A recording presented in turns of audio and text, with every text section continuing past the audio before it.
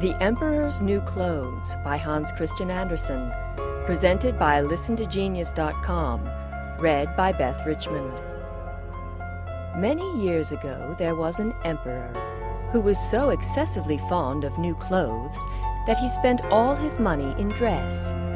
He did not trouble himself in the least about his soldiers, nor did he care to go either to the theater or the chase, except for the opportunities then afforded him for displaying his new clothes. He had a different suit for each hour of the day, and as of any other king or emperor one is accustomed to say, "He is sitting in council," it was always said of him, "The emperor is sitting in his wardrobe." Time passed merrily in the large town which was his capital. Strangers arrived every day at the court. One day, two rogues calling themselves weavers made their appearance. They gave out that they knew how to weave stuffs of the most beautiful colors and elaborate patterns, the clothes manufactured from which should have the wonderful property of remaining invisible to everyone who was unfit for the office he held, or who was extraordinarily simple in character. "These must indeed be splendid clothes," thought the emperor. "Had I such a suit, I might at once find out what men in my realm are unfit for their office, and also be able to distinguish the wise from the foolish. This stuff must be woven for me immediately." And he caused large sums of money to be given to both the weavers in order that they might begin their work directly. So the two pretended weavers set up two looms and affected to work very busily, though in reality they did nothing at all. They asked for the most delicate silk and the purest gold thread, put both into their own knapsacks, and then continued their pretended work at the empty looms until late at night. "I should like to know how the weavers are getting on with my cloth," said the emperor to himself after some little time had elapsed. He was, however, rather embarrassed when he remembered that a simpleton, or one unfit for his office, would be unable to see the manufacture. To be sure, he thought he had nothing to risk in his own person, but yet he would prefer sending somebody else to bring him intelligence about the weavers and their work before he troubled himself in the affair. All the people throughout the city had heard of the wonderful property the cloth was to possess, and all were anxious to learn how wise or how ignorant their neighbors might prove to be. "I will send my faithful old minister to the weavers," said the emperor at last, after some deliberation. "He will best be able to see how the cloth looks, for he is a man of sense, and no one can be more suitable for his office than he is." So the faithful old minister went into the hall, where the knaves were working with all their might at their empty looms. "What can be the meaning of this?" thought the old man, opening his eyes very wide. "I cannot discover the least bit of thread on the looms." However, he did not express his thoughts aloud. The impostors requested him very courteously to be so good as to come nearer their looms, and then asked him whether the design pleased him, and whether the colors were not very beautiful, at the same time pointing to the empty frames. The poor old minister looked and looked. He could not discover anything on the looms. For a very good reason. There was nothing there. "What?" thought he again. "Is it possible that I am a simpleton? I have never thought so myself, and no one must know it if I am so. Can it be that I am unfit for my office? No, that must not be said either. I will never confess that I could not see the stuff." "Well, Sir Minister," said one of the knaves, still pretending to work, "you do not say whether the stuff pleases you." "Oh, it is excellent," replied the old minister, looking at the loom through his spectacles. "This pattern and the colors, yes. I will tell the emperor without delay how very beautiful I think them." "We shall be much obliged to you," said the impostors, and then they named the different colors and described the pattern of the pretended stuff. The old minister listened attentively to their words in order that he might repeat them to the emperor, and then the knaves asked for more silk and gold, saying that it was necessary to complete what they had begun. However, they put all that was given them into their knapsacks and continued to work with as much apparent diligence as before at their empty looms. The emperor now sent another officer of his court to see how the men were getting on and to ascertain whether the cloth would soon be ready. It was just the same with this gentleman as with the minister. He surveyed the looms on all sides, but could see nothing at all but the empty frames. "Does not the stuff appear as beautiful to you as it did to my lord the minister?"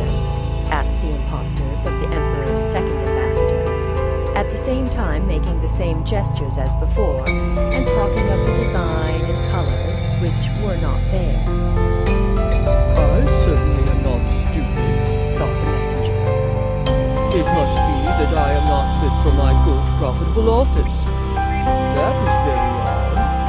However, no one shall know anything about it." And accordingly he praised the stuff he could not see, and declared that he was delighted with both colors and patterns. "Indeed, please your Imperial Majesty," he said to his sovereign when he returned, "the cloth which the weavers are preparing is extraordinarily magnificent." The whole city was talking about the splendid cloth which the emperor had ordered to be woven at his own expense.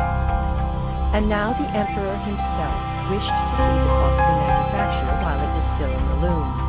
Accompanied by a select number of officers of the court, among whom were the two honest men who had already admired the cloth, he went to the crafty impostors, who, as soon as they were aware of the emperor's approach, went on working more diligently than ever, although they still did not pass a single thread through the looms. "Is not the work absolutely magnificent?" said the two officers of the crown already mentioned. "If your majesty will only be pleased to look at it, what a splendid design, what glorious colors!" And at the same time they pointed to the empty frames, for they imagined that everyone else could see this exquisite piece of workmanship. "How is this?" said the emperor to himself. "I can see nothing. This is indeed a terrible affair. Am I a simpleton, or am I unfit to be an emperor? That would be the worst thing that could happen.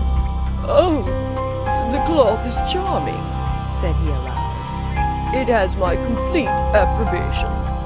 And he smiled most graciously and looked closely at the empty looms, for on no account would he say that he could not see what the two officers of his court had praised so much.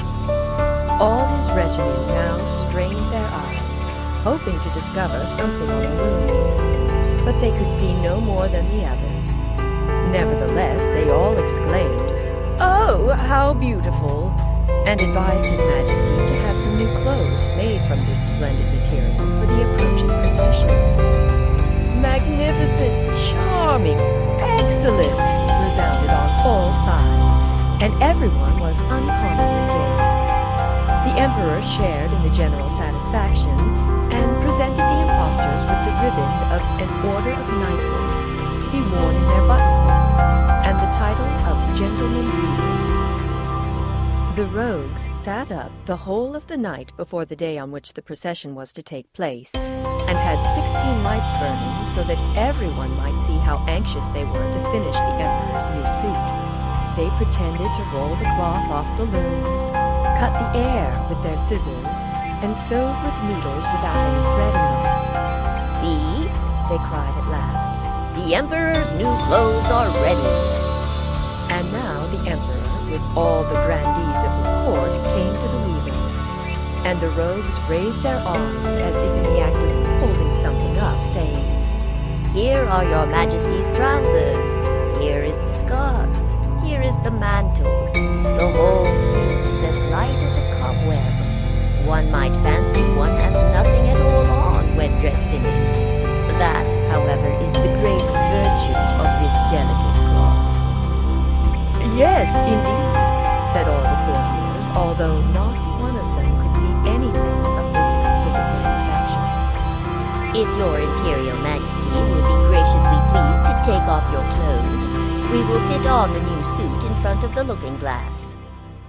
The Emperor was accordingly undressed, and the rogues pretended to array him in his new suit, the Emperor turning around from side to side before the looking-glass. "How splendid His Majesty looks in his new clothes, and how well they fit!" everyone cried out. "What a design! What colors! These are indeed royal robes." "The canopy which is to be borne over your Majesty in the procession is waiting," announced the Chief Master of the ceremonies.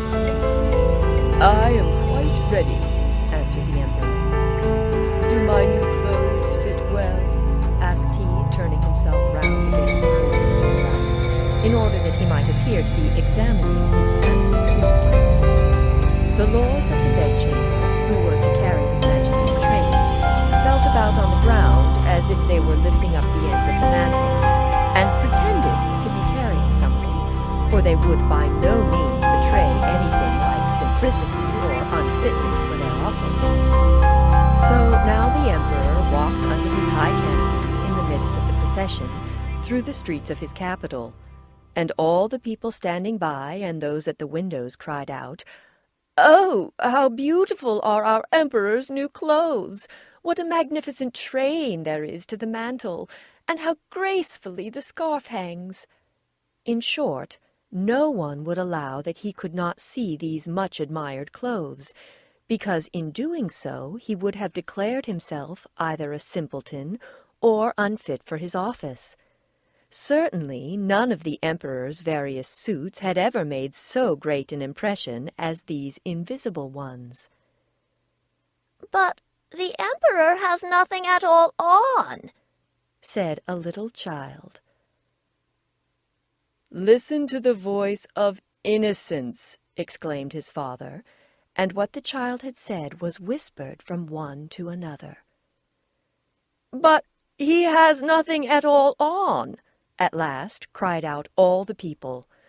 The Emperor was vexed, for he knew that the people were right, but he thought the procession must go on now, and the lords of the bedchamber took greater pains than ever to appear to be holding up a train, although, in reality, there was no train to hold.